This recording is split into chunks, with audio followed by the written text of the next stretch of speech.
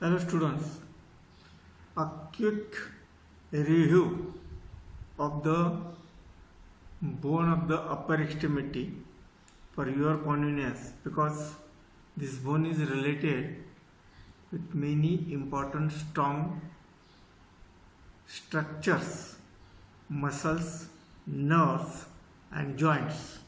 So you just have to revise it. I am revising it for your convenience because 2 marks questions are also asked from the osteology or from this bone, and many other correlations as a 20 marks question from the shoulder joint, and question from the that elbow joint is also asked. So this bone plays an important role in the weightage of overall all the syllabus, and functionally this bone is one of the important. This is the bone of the arm, that is bahu. So that has an important, it has a power. So this bone should not be neglected from you even in your practice life or even as a student. For to those who have really interest in understanding, again for to those who have not previously or during the classroom practical, if you have not been revised it properly, you may refer the book and see the features of this bone. So first of all, the bone is being studied as an introduction, then the features, what are the joints produced by this bone, then the features, then the attachments, ligamental attachment and the muscular attachment, and lastly the applied anatomy and developmental anatomy. Although this is not in your syllabus, this is entirely a different bone. Generally, see, all the bones, long bones grows in downward direction, but this is the bone that grows in upward direction. So this is only bone, long bone, that grows in upward direction. So first of all, the introduction of this bone, this is the bone of the arm. So bahubali. So this one is the important bone that plays an important role in our life. So humerus, this is the bone of the arm. Superiorly, the head articulates with the glenoid cavity of the scapula to form the shoulder joint, and inferiorly this bone articulates with the ulna and radius, ulna medially and radius laterally, to form the elbow joint. Such a two important joints it forms. Then the bone is vertically placed. So if you have been asked what is the anatomical position of this bone, this is the anatomical position. The bone is vertically placed, not tilted here and there, not tilted here and there. So first of all, the bone consists of as this is the long bone, it is the bone of the arm. The bone consists of upper end, shaft and lower end. Upper end consists of head. This is the head. The head is almost cylindrical. The head articulates with the glenoid cavity to form the shoulder joint. It is ball and socket. This is the ball. It articulates with the glenoid cavity of the scapula to form the shoulder joint. So important features of the upper end, shaft and lower end. Upper end consists of the head. Head is cylindrical and it is directed medially upward and backward. The line that separates the head from the upper end is called as anatomical neck. This is the anatomical neck of the humerus. Then this is the surgical neck. What is anatomical neck? Anatomical neck is the neck which separates the head from the upper end, is called as anatomical neck, and this is called as surgical neck. The part or the area that part or the line that separates the upper end from the shaft is called as a surgical neck. Suppose if you have been asked what is surgical neck, So you may show this is surgical neck of the humerus. Okay. Now, say unfortunately this bone is broken. Here is a tubercle called as, this one is a greater tubercle. This one is a greater tubercle and this one is a lesser tubercle. This one anteromedially there is a lesser tubercle and superiorlaterally there is a greater tubercle. These are the two tubercles of the humerus. In between two tubercles, anterior tubercle, the lesser tubercle and greater tubercle, there is a sulcus, or also called as a groove. It's called as a bicipital groove. This is the bicipital groove. The bicipital groove has medial lip and having lateral lip. What structures passes through the bicipital groove is a tendon of long head of the bicep and a branch of the anterior circumflex humeral artery and a sheath covering to them. So these are the structures passing through the bicipital groove. There are two names of the bicipital groove. Bicipital groove is also called as an intertubercular sulcus. Sulcus in between the lesser tubercle and greater tubercle. So these are the important features. I again revise: head, anatomical neck, greater tubercle, lesser tubercle, bicipital groove or intertubercular sulcus, and this is surgical neck. These are the important features. The posterior aspect of the greater tubercle will show upper, middle and lower impressions for insertions of the rotator cuff muscle. They are supraspinatus, infraspinatus and teres minor. These are the three rotator cuff muscle or musculotendinous cuff muscles. They are articulated or inserted on the greater tubercle. So the bicipital groove has a lateral lip and medial lip. It is like a groove or it is like a sulcus. Now the portion from the upper end and lower end is called as a shaft. Okay, the shaft has three borders and three surfaces. See the borders. The shaft has three borders and three surfaces. The first one is the anterior border. Anterior border runs downward and ends into the that is medial supracondylar supracondylar ridge. Then the lateral border. Hello students, so this is the anterior border which starts from the greater tubercle, runs downward and ends into the medial condyle. The medial border starts from the lesser tubercle. It is prominent in the upper part. This one is also prominent in the upper part. Medial border ends and continues as a medial supracondylar ridge. The anterior border is sharp in the middle part and ends into the lower end.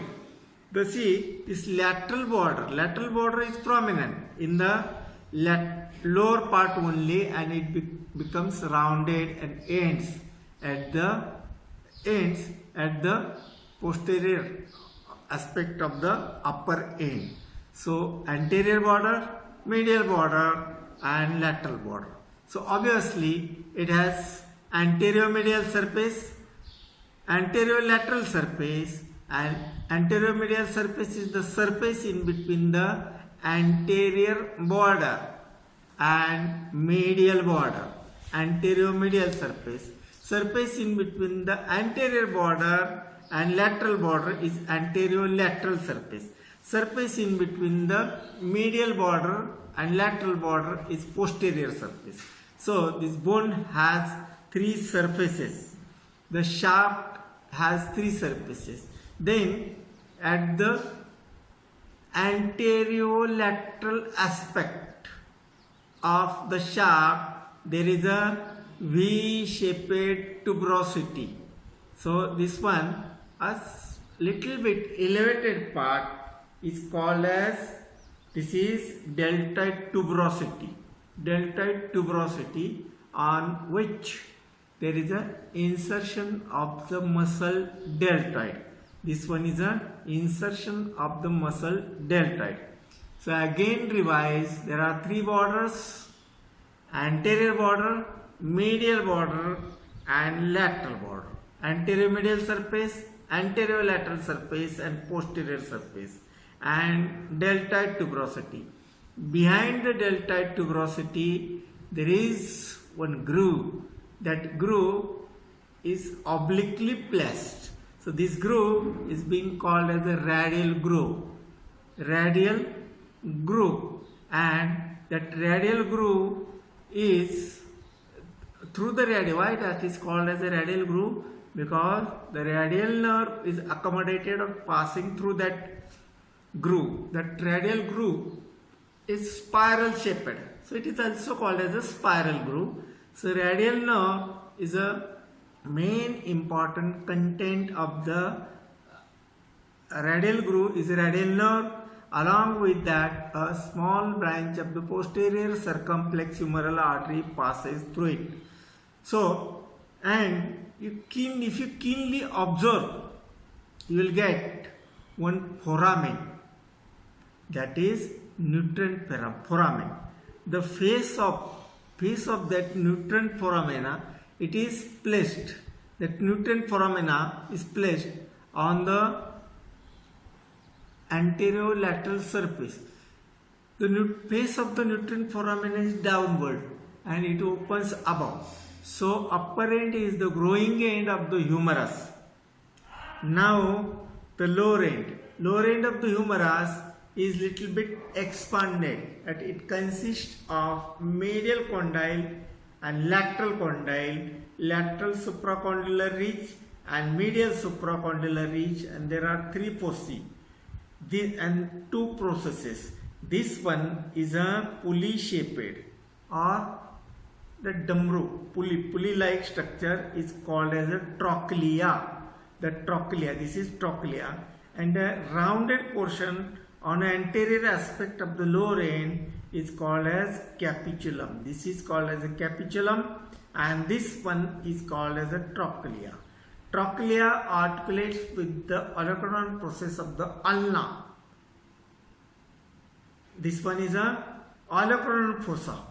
Above the trochlea, there is here is also the one fossa called as a coronoid fossa, and above the capitulum there is one small fossa called as radial fossa, and on a posterior aspect of the lower end there is a deep fossa for accommodation or articulation of the olecranon fossa is called as the olecranon fossa.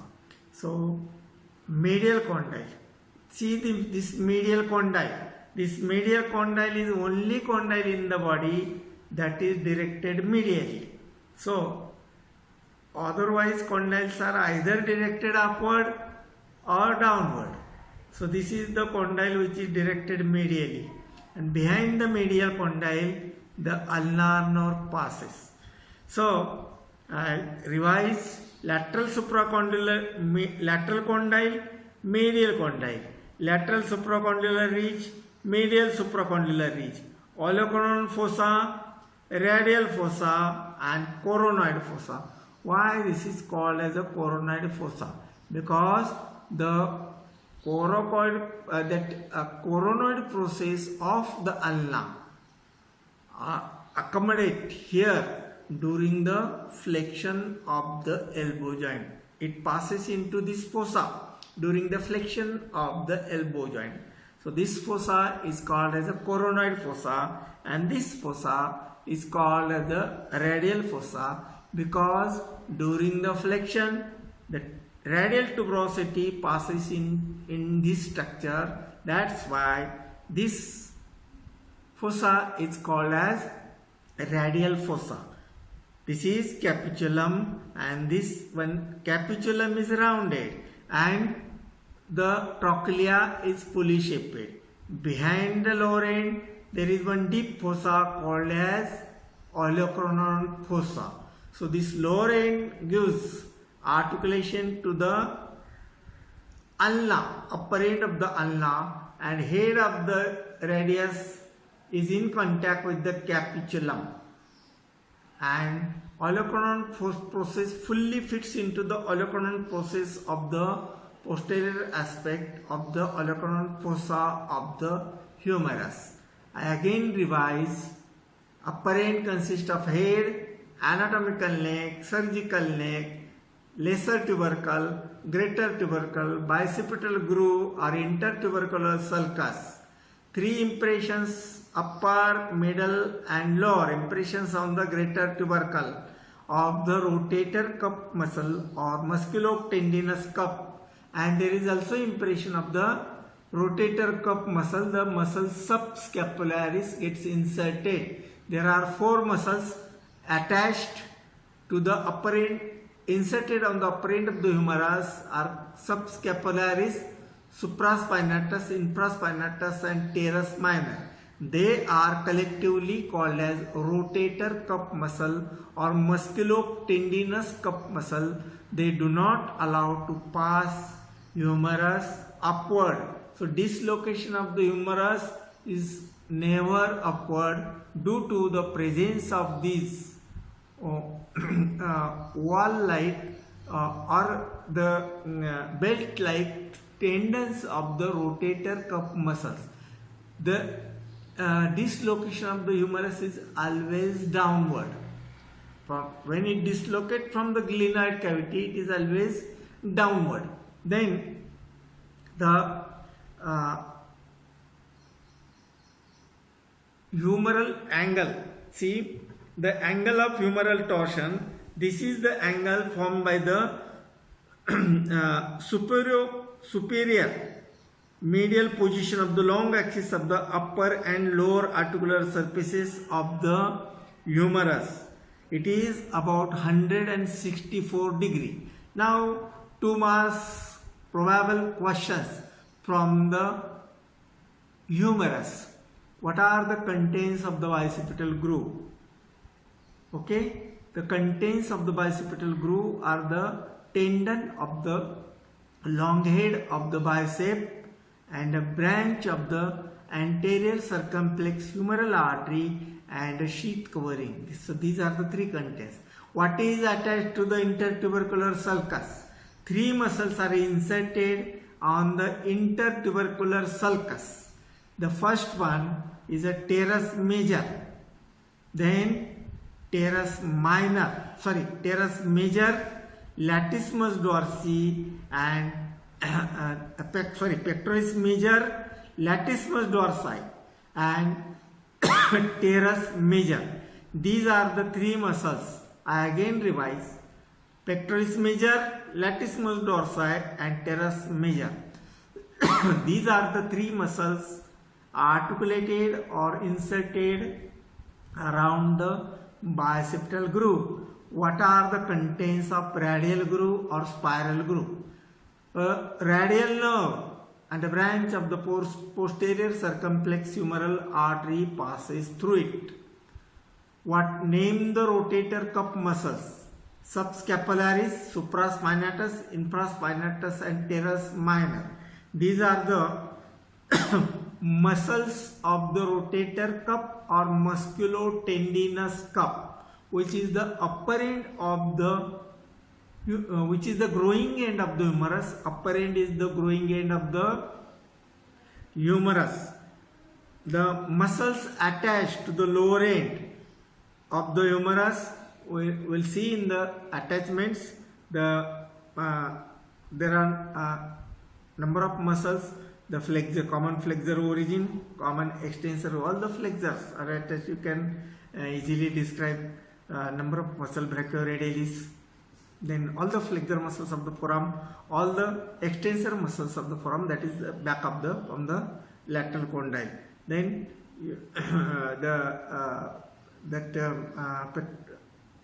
pronator teres brachioradialis, these are the muscles attached to the.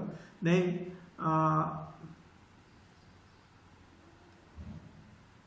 What type of joint is the elbow joint? It is one of the hinge variety of the joint, ball and socket.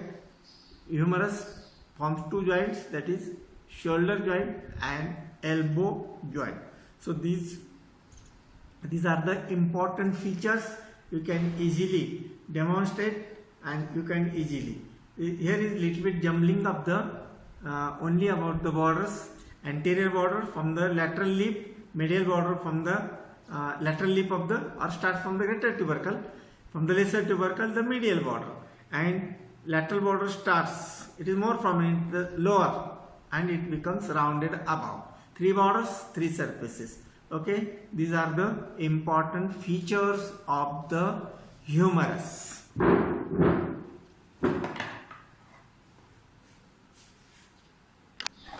The attachments. Next part is the attachments of the humerus.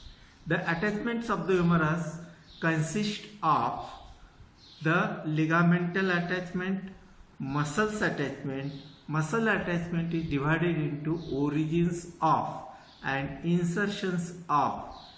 Then the septal attachment, the intermuscular septum, that is anterior in between the anterior compartment and posterior compartment of the arm, gets attached to the borders of the humerus. So first of all, we will see the attachments of the upper end, or the muscles attached and the ligaments attached to the upper end of the humerus.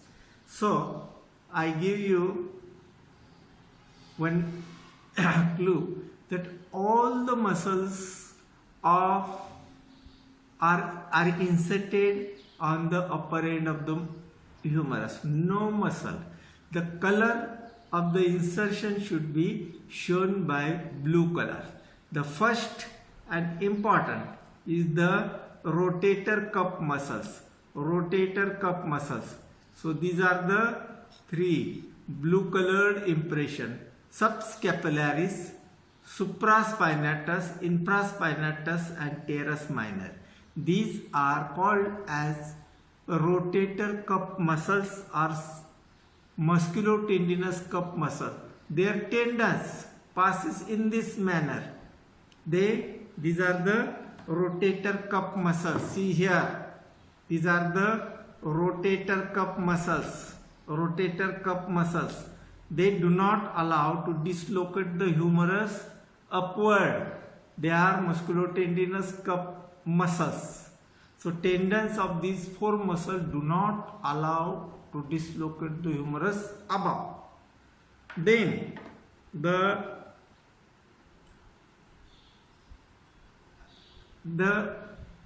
glenohumeral ligament is attached to the this one is a right sided, so glenoid cavity and the humerus, there is one ligament that is attached to the humerus here, glenohumeral ligament, and the ligament is between the coracoid process and the humerus, coracohumeral ligament. These are two small ligaments attached to the posterior aspect. One is to the posterior aspect of the humerus. Then these are the tendons, insertions of, and just I have told the intermuscular septum in between the anterior compartment and posterior compartment, that is lateral intermuscular septum. This is intermuscular septum. It should be shown in green color. This is lateral intermuscular septum throughout the lateral border. Then medial intermuscular septum. Medial intermuscular septum separates the anterior compartment from the posterior compartment. So these are the septal attachment to the lateral and medial border throughout the length of the humerus. Some structures penetrate that septum and comes into from posterior to anterior compartment. For example, radial nerve and some vessels. Now, muscles attached or inserted around the intertubercular sulcus. So, first one is the pectoralis major. Second one is the to the medial lip. There is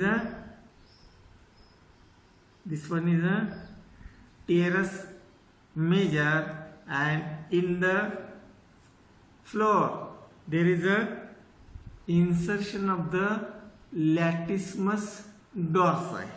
I again revise: pectoralis major, latissimus dorsi, and teres major. These are the muscles inserted around the bicipital groove. Then the four muscles of the rotator cuff muscles. Then exactly opposite, this one is the deltoid tuberosity. Here is the insertion of the muscle deltoid gets inserted here. All the three fibers of the deltoid, anterior, middle and posterior, comes together to be inserted on the deltoid tuberosity. Then exactly opposite to the deltoid tuberosity, there is a insertion of the muscle coracobrachialis is inserted here. Then the on a anterior aspect of the lower 1/3 of the humerus, anterior aspect of the lower 1/3 of the humerus, there is a origin of the muscle brachialis. Brachialis gets originated from the anterior surface of the lower 1/3 of the humerus.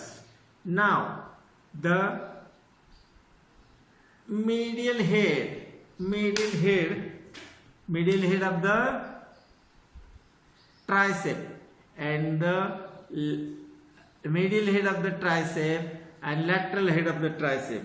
Both the heads, medial head and lateral head of the tricep, gets above and medially, medial head below and laterally. The lateral head of the triceps gets originated from the posterior aspect of the shaft of the humerus.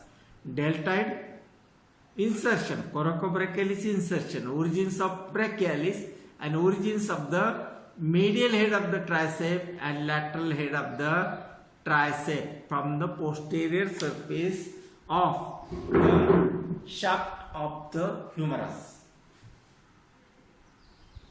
Now, see the attachments of these are the attachments of the shaft. We have seen the attachments of the upper end.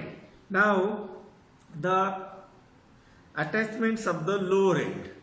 Lower end gives attachment to the flexors of the forearm. Flexors of the forearm, all the flexors of the forearm.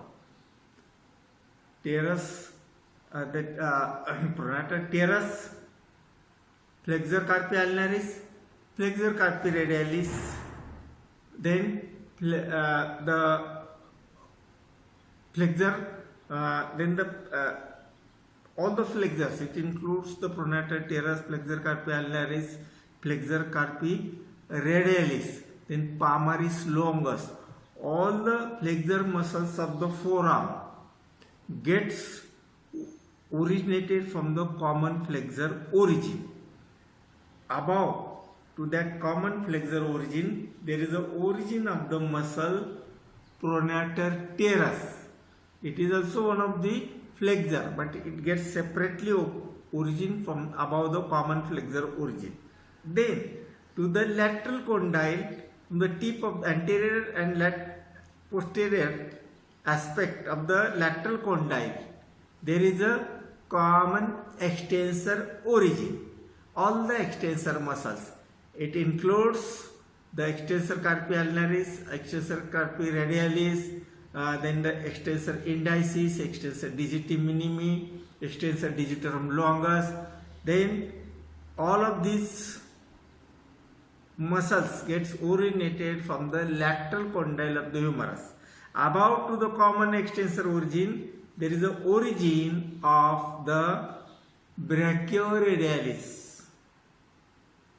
Structurally, it is the flexor, but functionally, it is one of the extensor muscles. Structurally, although it looks like as a flexor muscle, brachioradialis, this one, but it is functionally, it is extensor muscle. Then here on a posterior aspect of the lateral condyle, a small membranous muscle, very thin muscle, that is called as a anconeus. The anconeus gets originated from posterior of the lateral condyle. Brachioradialis, common extensor origin, common flexor origin. All the flexors, all the extensors. This one is a brachioradialis, and here is the origin of the muscle pronator teres, and on a posterior aspect of the lateral condyle, there is the origin of the muscle anconeus. So these are the attachments.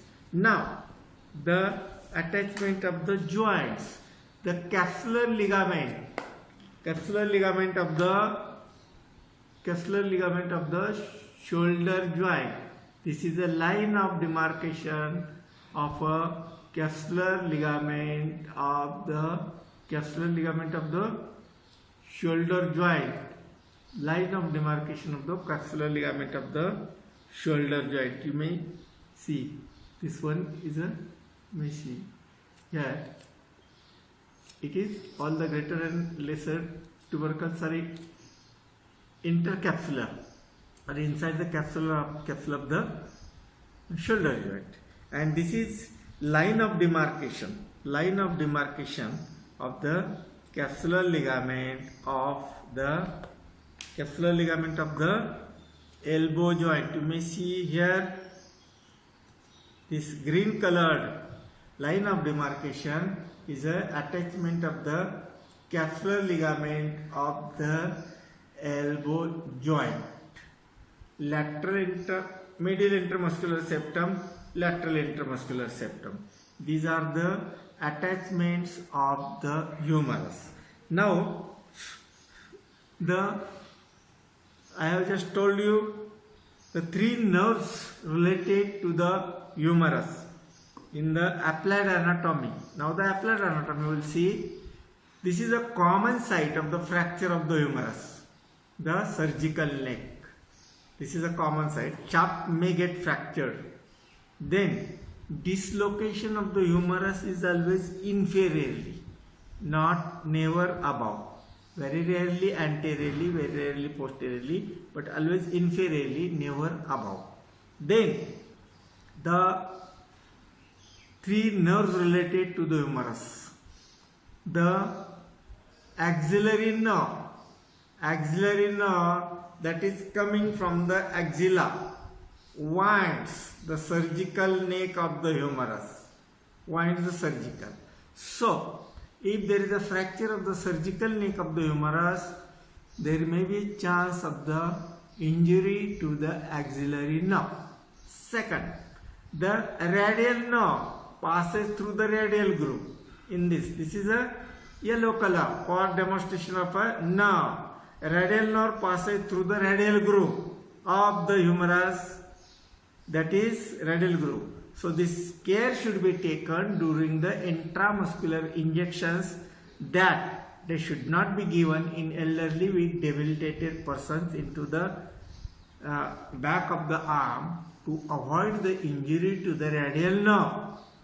It may make injury to the radial nerve, that needle, and there will be a paralysis and wrist drop of the extensor muscles of the forearm. Then behind the medial condyle,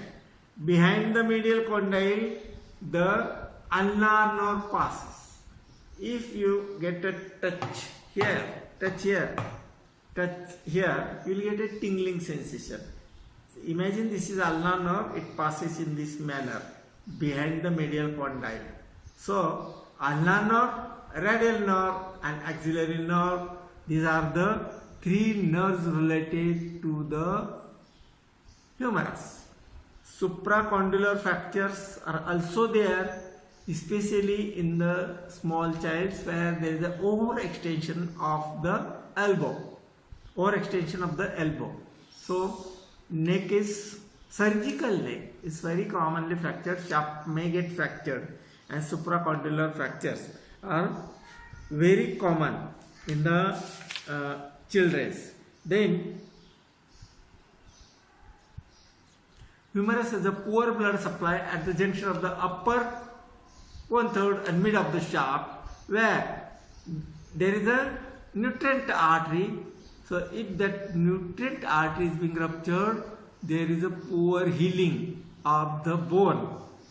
So these are the important clinical anatomy points of the humerus. Okay, thank you.